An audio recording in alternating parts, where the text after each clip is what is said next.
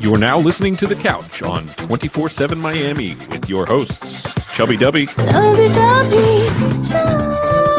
baby. Clem December, Baby Clem. December, it's Clem time. and your boy Coleman. Coleman, I've had the most absurd nightmare. I was poor and no one liked me. Let's go. We'll do it live. We'll do it live.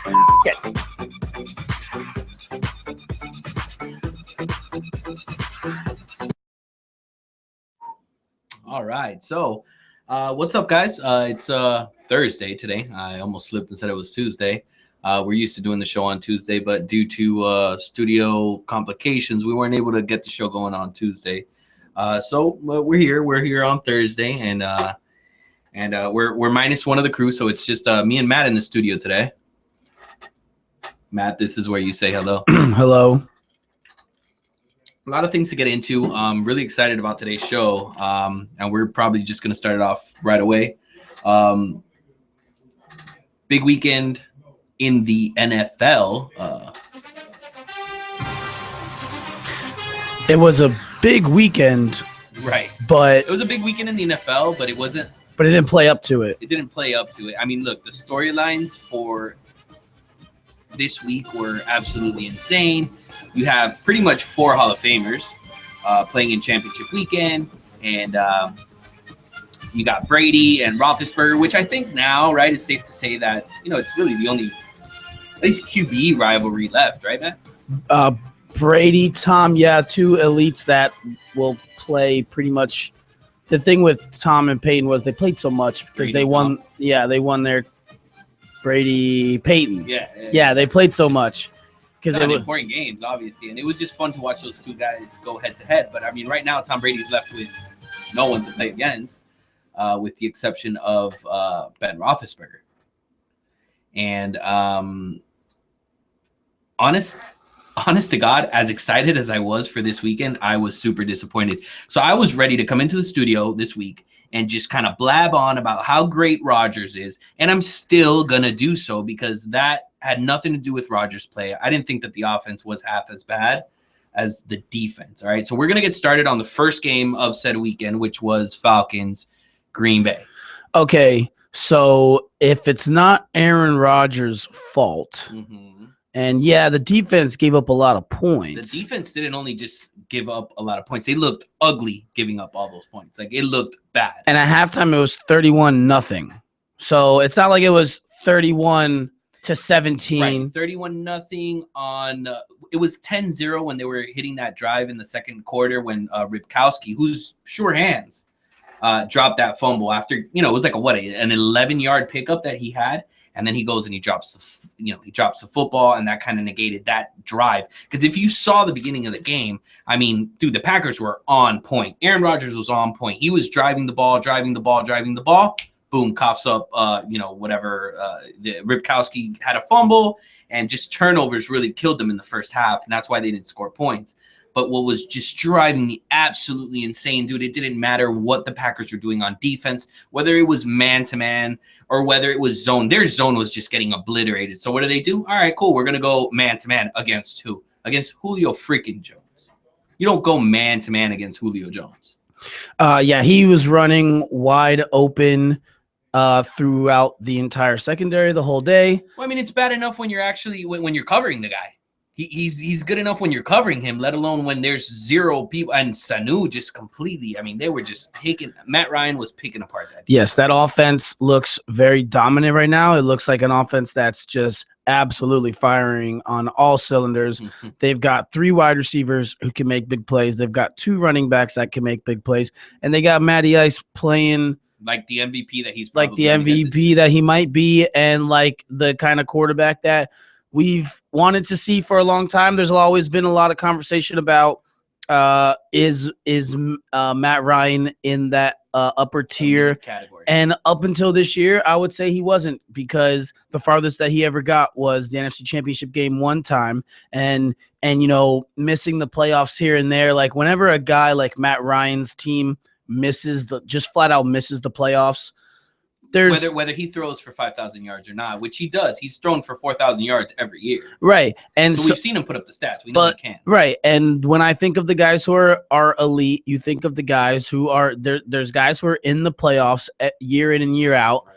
And so Matt Ryan missed the playoffs a couple years. They went like 4-12 a couple years back. So it was starting to look like, maybe Matt Ryan's not really the guy. And then boom, he has this year. He's finally got them back in the Super Bowl. It's the Matthew Stafford effect type deal, because we've seen the kid throw for 4,000 yards for multiple football seasons. We've just haven't seen any progress through the playoffs. And at the end of the day, I mean, correct me if I'm wrong, but it's about winning, baby. Yeah. It's about winning. I mean, that's what's gonna make, barring this year's Super Bowl, but that's what's gonna make Tom Brady the greatest quarterback we've ever seen. Definitely in our generation, but probably one of the best we've ever seen. Yeah, in the game. He's got W's because he's got W's when they count.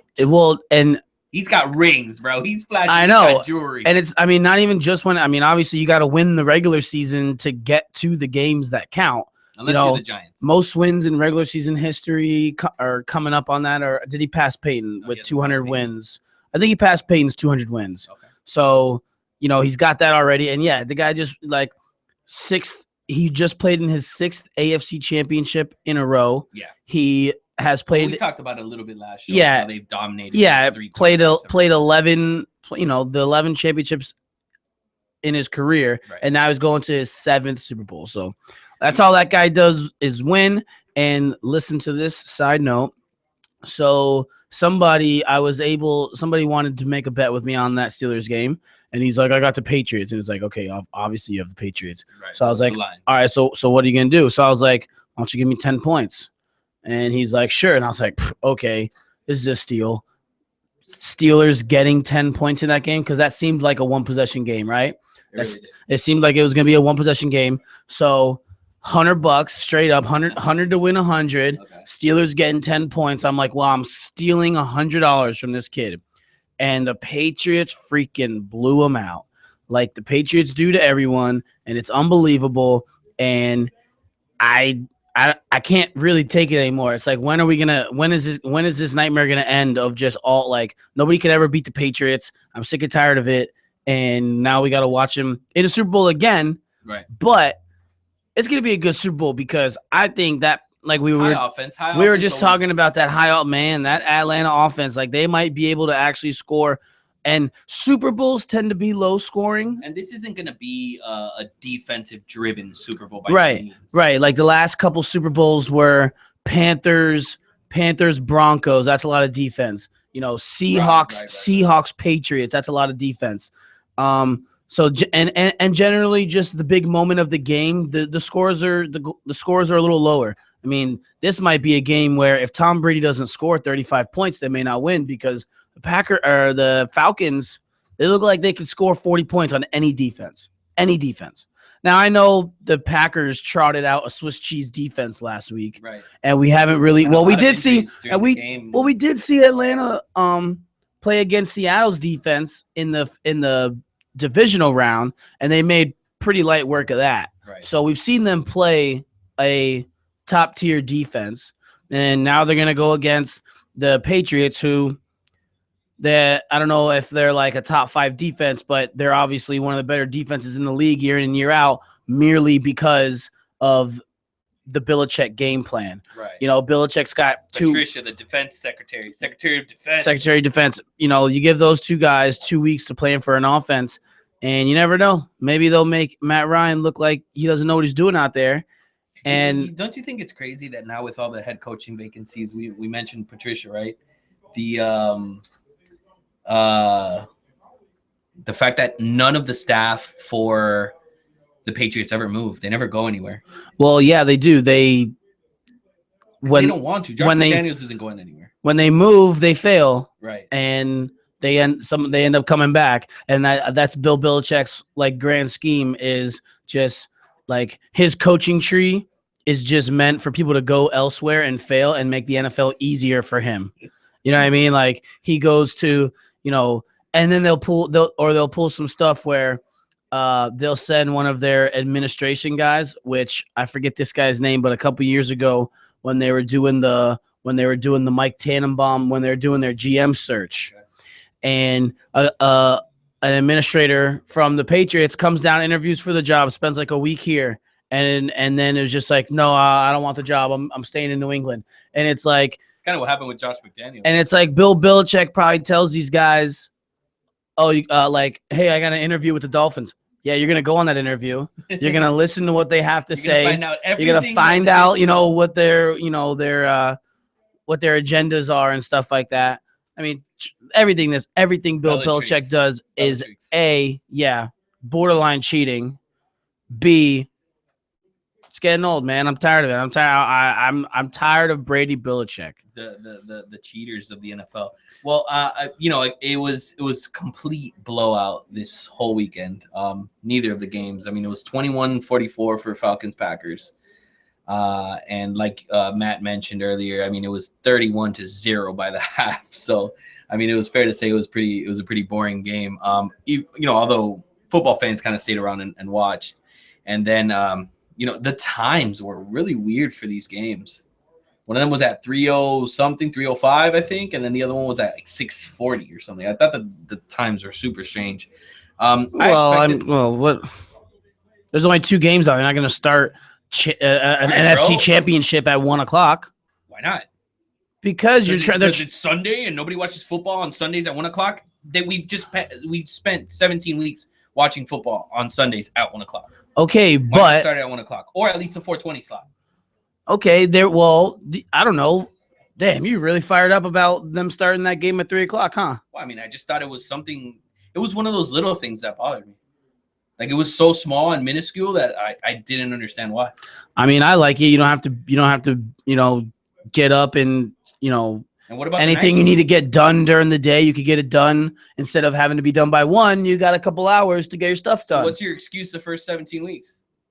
You're gonna watch it. There's more, but there's no options. Like, they have to start at 1 because they have so much football to get in. When you only have 2 games, you can start it at any time you want. What's so wrong with 3 and 6 o'clock? And the weekend before, when they only had 4 games, it was the same deal.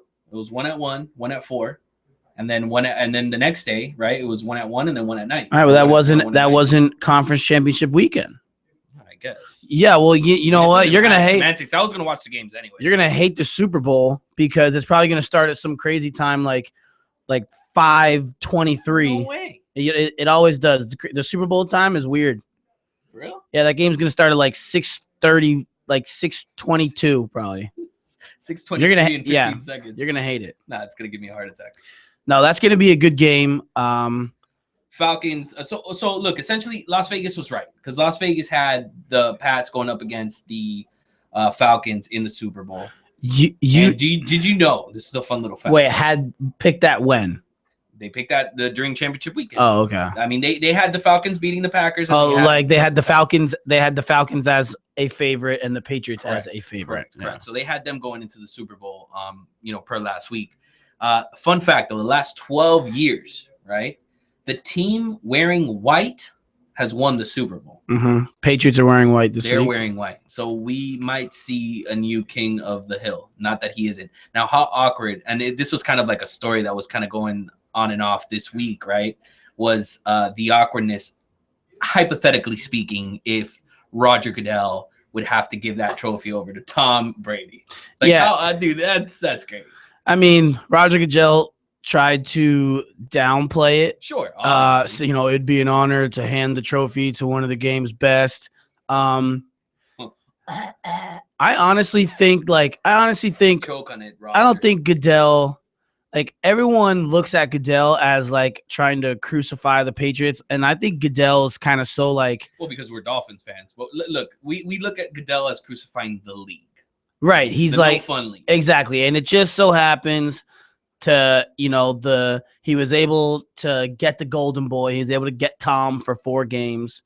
I think that was what? That was a 2-year-old deal. Speaking of trophy handling, did you see when Jim Nantz handed Bill Belichick, the AFC Championship trophy, the Lamar Hunt trophy. Did you see that? I didn't at all. He hands it to Bill Belichick, and Bill Belichick with no emotion on his face, Never. looks at it, kind of spins it around As if he's never seen one. as if he's never more as like you're like someone's handing him a paperweight. Like here's something that you have no use for. Like here's another thing to just shove on your desk. That's a good analogy, a paperweight. Like you have no use for it. Like, and who he's uses that? that's his 7th one. It's like you get your first AFC Championship trophy, and it's like, all right, this is cool. We're going to the Super Bowl. Once you've been to the Super Bowl 6 times, winning the 7th AFC Championship, you're like, okay, like thanks for this, but this is not what I'm here for. Right. You know, it was just like it was so Bill Belichick-y to just like look at it like he's never seen it before, but that's it because he's seen it so many times. He's just like, what is this? You'd think that no player, no coach, no one like that would kind of take those type of moments for granted. But then again, he has 6 of them. Exactly. And he can take it for granted because, like, for example, like on the Falcons end, right? Like they were like, oh my goodness, this is going to be our 2nd Super Bowl appearance in franchise history. right. No Super Bowl at all, no Super Bowl wins. So they probably, and they kind of said it. They talked about it. You know, there was obviously the pregame went through Julio Jones saying that, you know, this team, you know, when we first made it to the playoffs and we first, you know, got our couple wins, we were ecstatic. We were happy. We were excited to be here. Now we feel like we're supposed to be here. Right. Which is a complete attitude change. And like they're dangerous. That offense is so freaking dangerous. And like just talking about like acting like you've been there and stuff. Martellus Bennett was funny. He was going crazy after the game, doing like snow angels in the confetti and dancing with the cheerleaders. And he said, he was like, I didn't get it. None of the other players were celebrating. It was like we had just won a regular season game. I was going crazy. I'm going to the Super Bowl, you know, and it's like for Tom, for Julian Edelman, for, you know, even Danny Amendola, some of the linemen, Nate Solder, like this is just another game. Like this was the last game all the AFC Championship is the last game before the Super Bowl. Right. Like, and like you said, at Atlanta, they're probably loving every moment of it because Matty Ice never been there. Julio Jones never been there. None of that team has been there except maybe if there's, you know, a player on that team that's been on the Patriots. That might be the only, you know what I mean? I'm actually trying to think now. No, well, let's not do that. Right. But so, yeah, so just total different franchises. Atlanta's like super happy to be here. New England's like, yeah, we're supposed to be here. Right? Exactly. So that's interesting to think about in terms of like psyche going into the game. Like what will Atlanta's psyche be like in terms of that? Like they're the new team in the Super Bowl, so they kind of might be on cloud 9, and that could affect them. Or New England, kind of maybe they could get mundane because they're like, oh yeah, we're supposed to be here. The Alabama Crimson Tide effect. Exactly. So we'll see about that. That's going to be a great game on Sunday. Yeah, so it's not this Sunday. Not this Sunday. We're Pro Bowling this Sunday. Yeah, Pro. Dude, did you ever think about getting tickets to go up to Orlando and watch the Pro Bowl? I looked up the prices like that expensive. 2 weeks ago. It was like $100. Right. Yeah.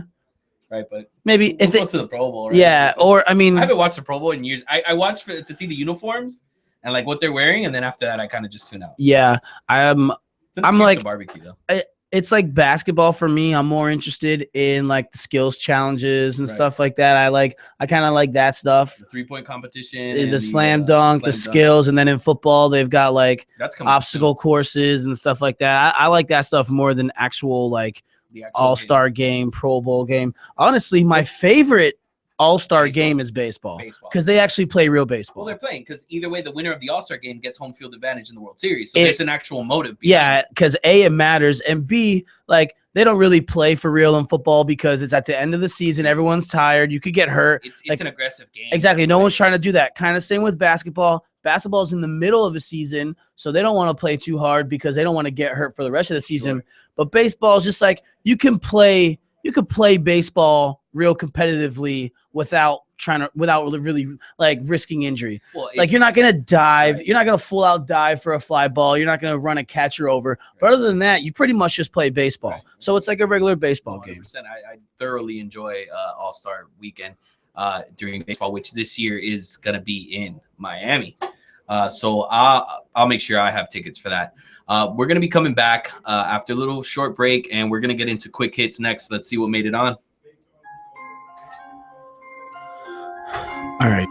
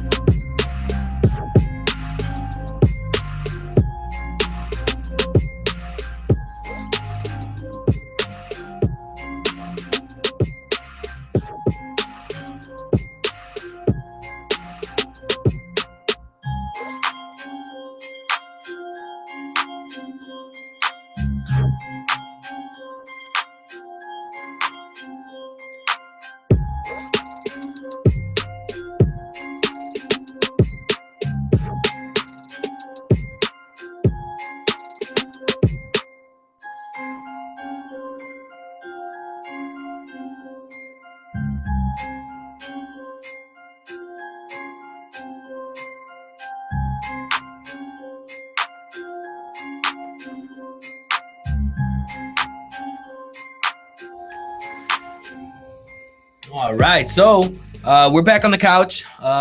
We're on a Thursday today. You can usually catch us through our YouTube. Follow us on Instagram at @thecouch_radio, and we're usually on 247 Miami.tv every Tuesday at 7 is what our usual time is. And we'll keep you guys posted in case anything like we did this week, in case anything changes as far as when we'll be on. So we went football heavy like we always love to do in the beginning, but now we're going to hit up a little segment that we call Quick Hits. Quick hits.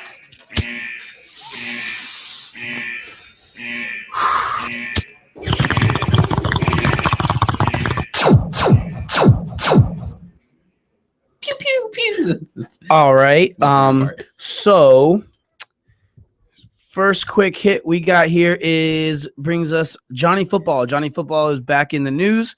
Johnny Football says he has started his comeback season. Comeback season in effect. He says that he's sober. He posted an Instagram picture, pretty much this long caption, basically like thanking his quarterback's coach, Whit, which I think is Kermit Whitfield. Okay. I think that's his quarterback coach, and basically saying like, you know what, he messed up, he junked up. Sure. And basically saying I don't want to let the talent that I have go to waste, and I'm not going to let it go to waste just from some partying. So maybe finally. So you're putting a little faith in the kid, huh? I'm saying finally somebody, who was it?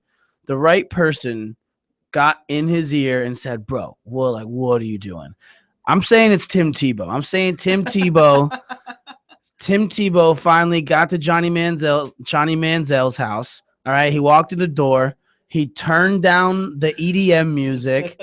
He kicked all the drugs off the coffee table, and he sat down Johnny Manziel and he said, look, dude, like, come on. You played one season, and I'll tell you what happened too. Tell me what happened, Matt. Tim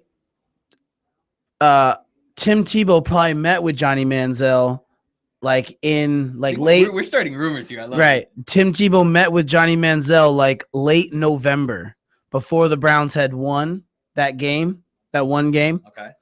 And Tim Tebow was like, look, man, you only gave it a go one time. You started partying. You're still the last quarterback to win for the Browns. That means something. And I think it was Tim Tebow that got in Johnny's ear. And so Johnny Manziel is going to make a comeback. He's a free agent, I believe, right? Because the Browns released him. They did. So that's interesting. I like Johnny Manziel being in the news. So. Where do you think potential landing spots for Johnny Football? Does he ditch the nickname? Because the nickname Johnny Football, right, is kind of tied in with his party boy attitude, with who he was in Texas A&M. It's Johnny effing Football, baby. Yeah. We're here. I'm here to party. What's up? And does he ditch the nickname? Does he try to rebuild his persona a la D Wade and Flash and D3 and Wade County? Well, if he grows up from Johnny Football, does he just go to John Manziel, or does he go John Manziel, or what about Jonathan Football? I think I tried messing around with a little Jonathan Football. I like that one. Yeah. So that's good. I mean, as far as where he could land, I don't imagine he lands somewhere where he would be like the projected starter right away. Oh no. He's gonna go in as a backup. Yeah. He's gonna have to earn his way. If Johnny was smart, if Johnny wants to get on the field quickest, go back to Cleveland. You know what I mean? Right. Might not be that hard to beat out Robert Griffin III. No. Or Robert just injures another ACL or injures something else, and eventually you're going to see the field when you're a Browns quarterback. But I don't know. You know what I like? This might be good for the league, and Jerry. I just kind of gave it away. Jerry Jones will eat it up, but Dallas is going to be looking for a backup quarterback next year. They will be. Okay? They will be. And if you look at, you look at Prescott, you look at Johnny. I mean, they're mobile, but they like to throw, they toss that thing, right? So I'm looking at a potential landing spot in Dallas, which would be big in the news. Jerry Jones would eat it up. He'd love it. And yeah, that's that. So I don't know how good of an idea it'll be for Johnny. Being the fact that he's from the Dallas area. So he's probably going to have that same group of friends that has been getting him into trouble. He's been through, quite amount of, crap. But, maybe being close to home, it'll help or it can hurt him. Next up on quick hits. So there was a rumor. Well, it wasn't a rumor. There was an interview held, after the AFC Championship game and Big Ben retiring. That's not going to happen. I mean, but he hinted at it. He hinted at the fact that maybe there's not going to be a next season. And how long has Big Ben been in the league?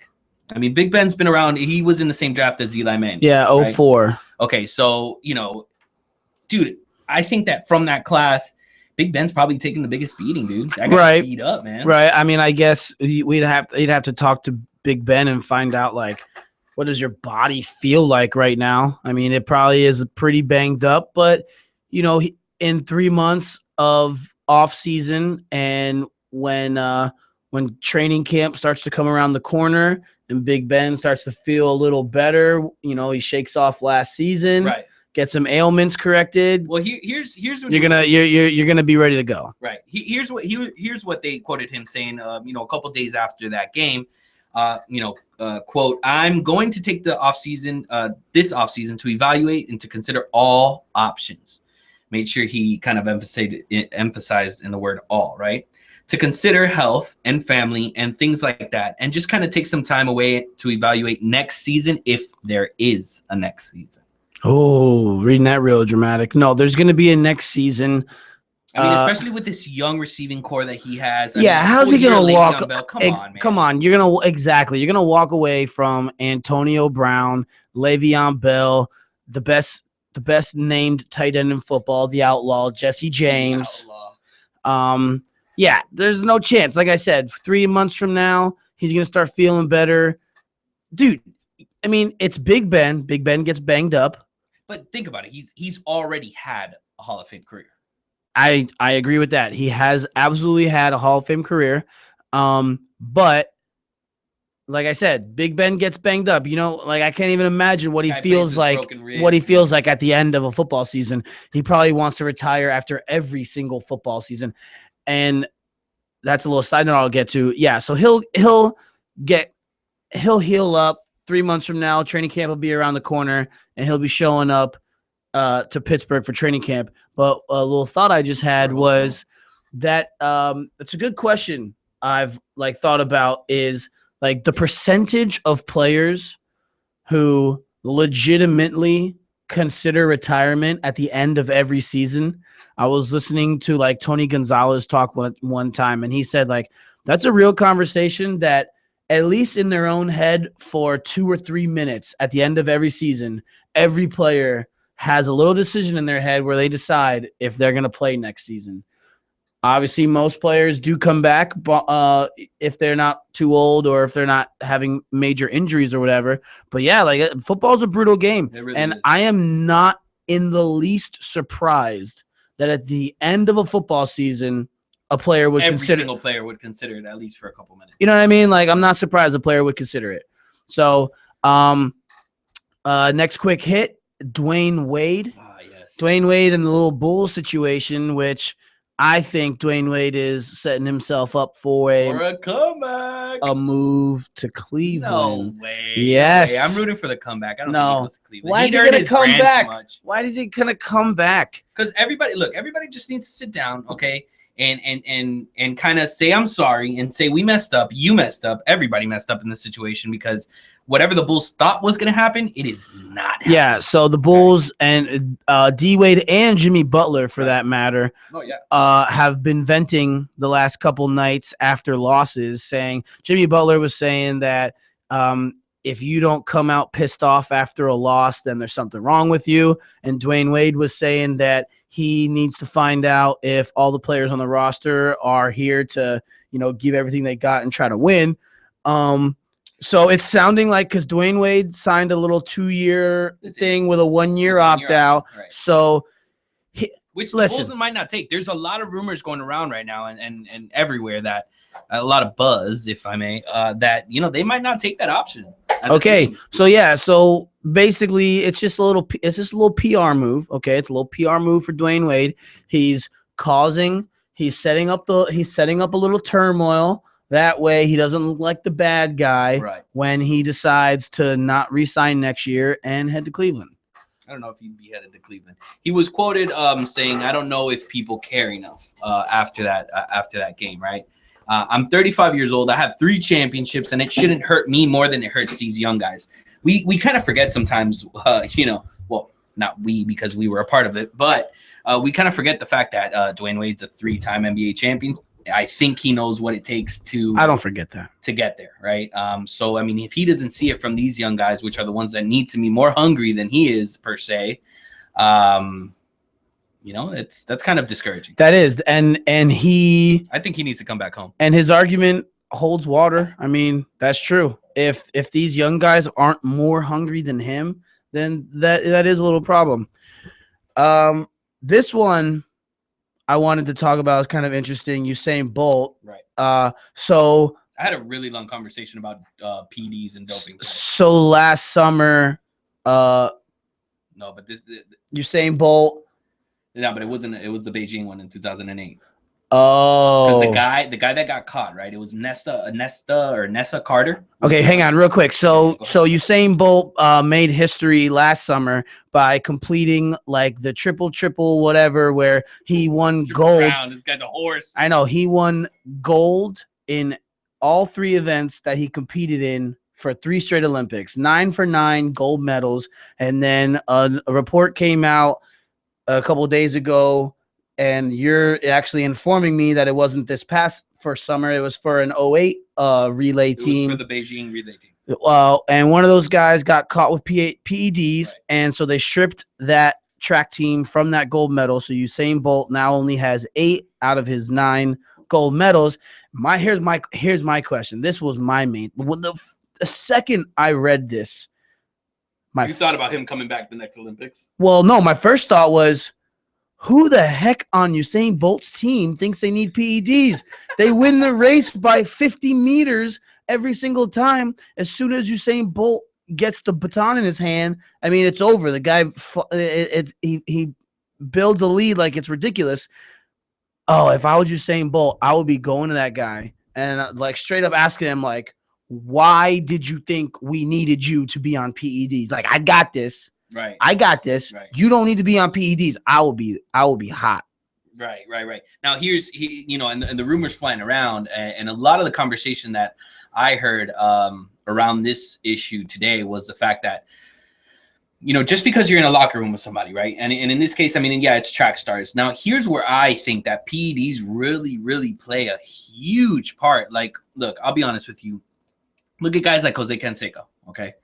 Obviously famous for taking PEDs, but he stunk as a baseball player. He was horrible. I hear the argument from the old cats all the time. You know what? The steroids might do this, might do that, but it's not going to give you an eye, right? Barry Bonds had one of the best eyes, walk to strikeout ratio Major Leagues have ever seen, right? I think he did he get walked the most times in MLB history? I don't know. It might be close to it. Yeah. So whatever you do, put in your body and whatever you pinch yourself with, it doesn't give you an eye to hit the ball, because look at Jose Canseco. All right, granted, I take that argument, right? But here's my deal. How about these pitchers that are on PEDs? Okay, they're gonna throw the ball harder, they're gonna throw the ball faster. But when it comes to this region of sports, if I may, like track and field, this is where you see PED use be important in things like Lance Armstrong, where its endurance is a factor. You know what I'm saying? In things and like speedy recovery. There's so many, performance enhancing drugs that people take. It's not just to get stronger now. It's to get faster. It's to build endurance. It's to come back from injuries quicker, because it really is a superhuman thing. Right. And I agree. Steroids in baseball, yes, please. I want to see all the baseballs leave the stadium. Right. But you're right. Steroids in like Olympic sports, the Olympics is about like pure athleticism. Right. Like and they always say like the person who wins the decathlon, Mount Olympus, Yeah, the athlete who wins the decathlon is considered the best athlete in the world. That's what, Caitlyn Jenner, she was the greatest athlete in the world at one point. Well, but I digress. Bruce was the one that won. Yeah, I digress. When you're talking about just a test of pure athleticism, then I would want PEDs not in. I want everyone with their own God-given ability for there to be a level playing field. Like you want to see them all go at it the way that they're supposed to go at it. Pure and unadulterated.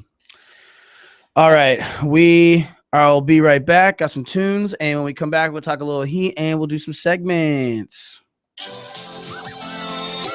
Yeah. All right. Yeah. Back in 95, I was 5. Only one of mine's 4 tries. I'm lucky to be alive. So the fact that I'm here means nothing to these guys, but it's everything to me. I breathe to get by. I seem to get fly. Every place that I show up. Facial hair, I'm looking like a grown-up. In case you ain't heard your shit, so what? And ho-hum. Rap December 5, bitch, I got the game sewn up. You got your own opinion, you can suck a dick or whole nuts. Cause all my family with me and the girlies say it's so tough. You was getting swirlies, I was grabbing on your whole butt. Skipping gym class, the instructor looked like Oprah. Okay, not on the bed, lay it on your sofa. Call before you come, I need to train my soldier. You do or you don't, or you will or won't ya. Go downtown, suck it like a porn star. See, I've been trying to get this money, live right, while these people all hating on me. Yeah, and I got people in my face, taking pictures, coming up, calling me homie. And they should've known, no, not it would would end up like this. I'm on top of the world. And I hope that y'all be feeling my shit, yeah. Let the money pal, I be running wild. Haters just like comics, cause they comments looking funny now. Thought about responding, not a problem, rather hunt them down. Pull up to their party with my posse and just bump my sound. Started speaking Farsi with Bacardi in my fucking mouth. Roll some weed and sparked it in the car seat while I'm ducking down. Riding round, bitches on my mind, pussy on my plate. All we do is smoke and fuck, and you take her for dinner dates. That's a shame, really thought you had it, bruh. Guess she's not your caliber. I'm a new Ferrari, you're an Acura. Red light challenge when we come to a stop. Here's the question, you suck it or not? Eyes red cause I'm puffing a lot. I need a comfortable spot up in the loft where my problems forgot. I kill them all with these bars that I got, and throw the bras with these cars that I push off the lot straight from the shop. See, I've been trying to get this money, live right, while these people all hating on me. Yeah, and I got people in my face taking pictures, coming up, calling me homie. They should've known, known that it would end up like this. I'm on top of the world, and I hope that y'all be feeling my shit, yeah. See, I've been trying to get this money, live right, while these people all hating on me, and it won't stop, baby. And I got people in my face taking pictures, coming up, calling me homie. They should've known, we already know, baby. Know that it would end up like this. I'm on top of the world, 2014 world, and I hope that y'all be feeling my shit, yeah.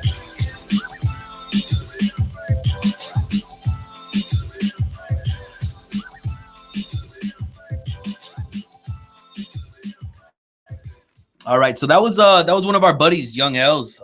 He was on the show one time. We got to get him back on. You got to get on that, Matt. Yeah.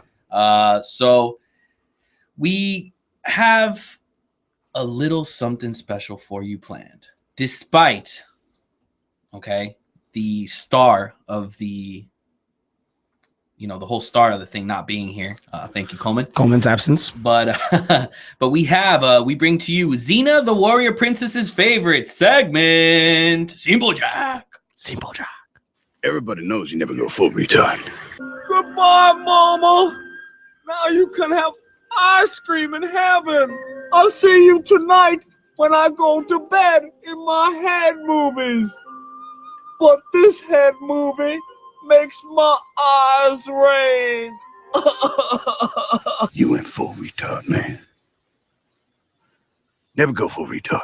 That is right, ladies and gentlemen. It is time for Simple Jack. It is don't mean to disappoint, ladies, with Matthew's voice. Now. Yeah, it is an honor to be filling in for the Coleman Akin.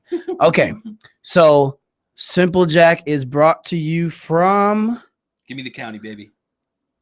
Columbus, Ohio? Mississippi. I didn't know there was a Columbus, Mississippi. There might be a Columbus in every state, huh? Okay, so a Mississippi woman has turned herself into police after being accused of intentionally contaminating food with bodily fluids and then serving it to a customer at a fast food restaurant where she worked. On Monday, January 23rd, the worker, identified as 18-year-old Sky Juliet Samuel, turned herself into police to face felony charges of intentionally serving contaminated food. She is jailed in the Lowndes County Adult Detention Center. Police could charge Samuel under a law making it illegal to knowingly sell unwholesome bread or drink. The crime brings 1 to 5 years in prison. Ooh, minimum? Yeah. Wow. No, maximum. According to WTVA in Tupelo, the alleged incident happened on January 7th at a Jack's restaurant in Columbus, Mississippi. Jack's, write that down. A Facebook post by a Columbus resident said an employee at the restaurant prepared and served food to a customer after smearing her own menstrual blood on it. Oh, my goodness. Is that not the worst thing you've ever heard? Dude, you never mentioned what it was. I know. That's what I was waiting to give you the punchline. Yeah, I guess when we were setting up and doing prep for the show, I asked him, I go, yo, what was it? Yeah, no, I don't want to tell you. And you were like, oh, was it semen? And I was like, dude, I would enjoy a semen burger. You're gross, man. What's wrong with you? I'm saying with the options, if you were like, eat this burger that I jizzed on, or eat this burger that has a girl's menstrual blood on it, give me the jizz burger. You never dipped some spaghetti in some tomato sauce? Dude, that sounds like, listen, if something happens in the bedroom and you're down there, like that's not even that bad. But like going to enjoy a cheeseburger and then having it be there, dude. There's no. I mean, dude, no, relax, bro. There's no neither. None of the above. Would that be an option for you, Matthew? What? I mean, or did you really want that burger? Like, okay, well, you're putting us in a position like, all right, if I had to choose between a cheeseburger or a period burger, I mean, I'd definitely go with the cheeseburger. How about I don't eat any of them? Okay, but how about I just eat the fries? Oh my God! Wow, way to make it interesting, Manny. Way to make it real interesting. way to put your heart on the line and just give the people what they want. No, the people want to know. That you would eat a cheeseburger. Would you eat a cheeseburger or a period burger? I'll take the period burger. No, that's the worst. For sure, I'll take the period burger. At least it came from a woman. Yeah, but that's so much worse. That's like the bro. That's like the wall lining of her uterus just coming out because it's not supposed to be in there anymore. You're talking about eating another man's babies. Not another man's. Why can't it be yours? Oh, so you're gonna jizz in your own burger? It's now. Okay, this escalated quickly. Now Matt's jizzing in his burgers. I'm never going to a barbecue in your house, dude. No, this is the worst thing I've ever heard. This lady needs to get the chair. And where was this? This was Columbus, Maryland. Columbus, Mississippi, at Jack's, a food restaurant named Jack's. So if you're ever in Columbus, Mississippi, and you need food, do not go to Jack's unless you're mad. Unless you want that number 9 combo. The menstrual burger. The extra special sauce, please. All right, so we've had a little bit going on. We haven't talked about it much all season because there hasn't really been much to talk about. Because they stink. Because it's been pretty tough for your Miami. I've always kind of wanted to do that. Dang, you did that pretty good. All right, I tried. So it's kind of been a rough season for the Heat, and we haven't really had much to talk about with them except for now. So the Heat are on a 5-game winning streak, and this is a streak that includes teams like the Rockets and, more importantly, the Warriors. The Warriors. Right? I wanted to kind of save that one. Last night, we beat the Brooklyn Nets with another dagger. Is it safe to say that we are changing the name to Waiters County? Oh, boy. Yes, do it. Right? Like, yes, I want to see the billboard. Waiters County. See the billboard now. This is the house that Dion built. So Waiters hopped off for 24 points after that's like back-to-back games for him of like 33 and 24. He's tired of being second fiddle everywhere he's been. He's in Miami where he can shine now. He's basically their main scorer with Dragic facilitating, and Hassan Whiteside in the middle. But that's what we needed. And then Waiters is the guy kind of being our little playmaker. To be the guy that is going to now, I mean, we kind of know who's going to get the ball in the last seconds, right? It's safe to say that it's going to be Waiters, Dion Waiters, if not Dragic. Or Dragic, right? What a game, man. What a game. Let's talk first about the Golden State game. It was funny because the Kevin Durant kind of came out, of course it would be Dion Waiters that hit a game-winning shot against Kevin Durant. Now that one, the game was a little bit closer. It was a tie game, 102-102. And in the final seconds with 0.6 left or whatever, Dion popped that shot and nailed it in everybody's mouth. And both those shots were highly contested. Right. And he just rose up and he buried him. And then he pulled in. Now there's a new thing on the internet doing the Dion where you just fold your arms and lean back and kind of look, and Dion Waiters, who's not like, this guy is no Steph Curry, even the likes of Seth Curry. It's not even who, by the way, has a better 3-point shooting percentage than his brother this year as of right now. Wait. You said Dion Waiters is no Steph Curry. Okay. Then you said he's not even Seth Curry. As far as 3-point percentage? No. Oh, but he's just a better playmaker than Seth. Yeah. Relax. I'm just talking about 3-pointers. Oh, why? Because Seth Curry comes in the game, takes 5 shots, and hits 3 of them, and so now he's got a 60% 3-point percentage. 46.3. Okay, so it's not even as good as I thought. Right, but it's still higher than his brother's, and his brother's. Yeah, because his brother shoots 33s a game. Seth Curry probably plays 15 minutes a game, comes in and shoots 6 threes, hits 2 of them, and there you go. So anyways, you were saying what kind of boggled me about last night's game is that when we saw Dion Waiters take flight and take said shot, we saw Hassan Whiteside on the bench. What was that all about? I don't know. I didn't see the game. Fair point. Okay. And that's your Heat update. No, I don't know. Maybe just that was like the last second possession. I'm sure they just kind of wanted shooters on the floor. Right. They didn't want somebody rebounding or somebody to tip the ball back in case of a rebound. Right. Great coaching strategy, Matt. Well, okay. This has been a show where me and Matt have just fought all day. Was really Reed in? Next up, we tomorrow. Today's the 26th, right? Yeah. So tomorrow we get the Bulls. Los Bulls at 8 p.m. over there in Chicago. Hopefully, the broken locker room. Yeah. Hopefully we save a spot for D-Wade to come back home. Say yes. See, I was gonna say save him a spot on the plane and get there and be like, hey, you want to come home with us? Wade, come home with us, dude. You could come back home, brother. I really just think it's time for those two parties to kind of just make amends and say I'm sorry, and can we just like all love each other again? Because I'd be okay with having D-Wade back. Yeah, I got a strong. And Heat sources have indicated that could be a possibility. They haven't really shied away from saying that at least. Do you think like if he leaves Chicago, he's more than likely going to back home? Going to two places. He think about his brand.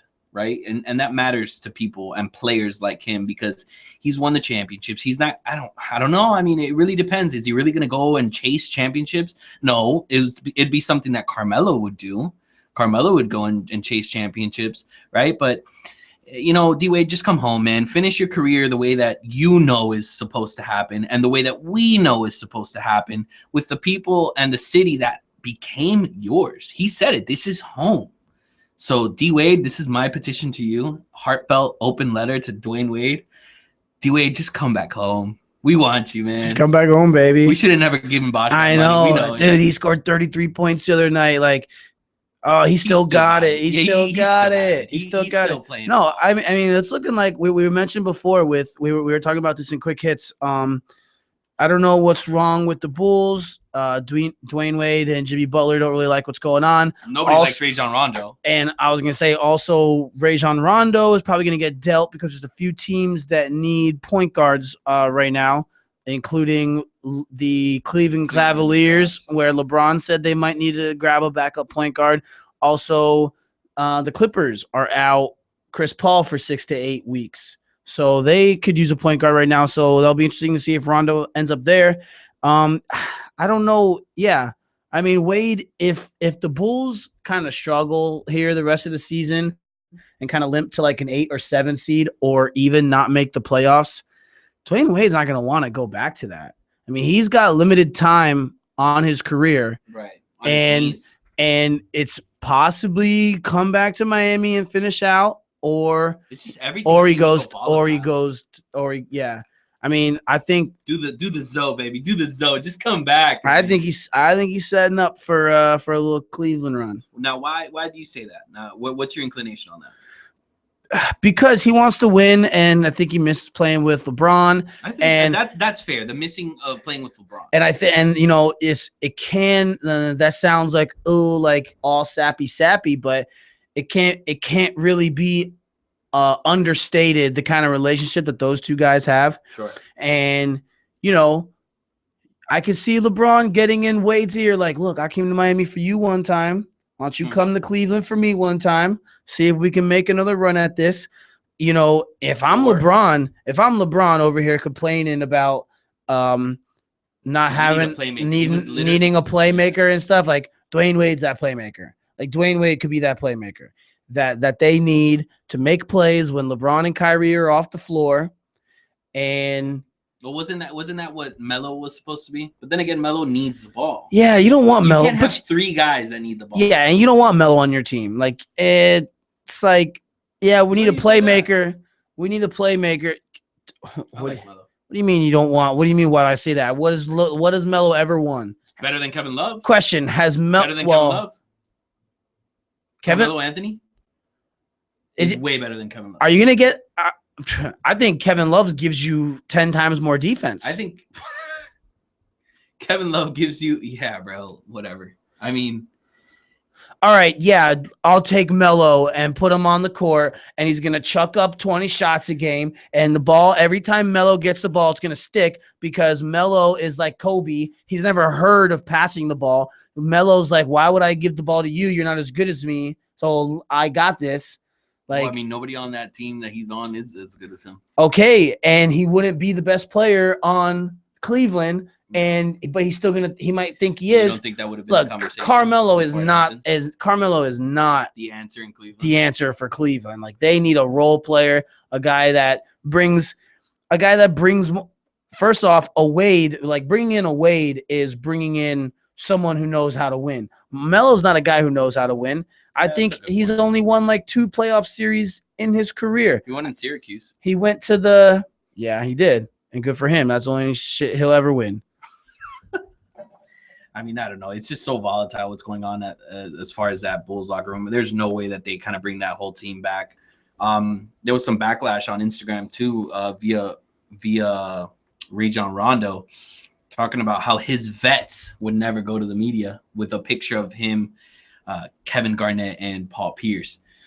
That's the best Rondo we've ever seen. That's the Rondo that's gotten him all these contracts that he's gotten. And Rondo was pretty much the orchestrator of that championship run. I know you obviously had Paul Pierce, Ray Allen, and KG, and that was the first big 3.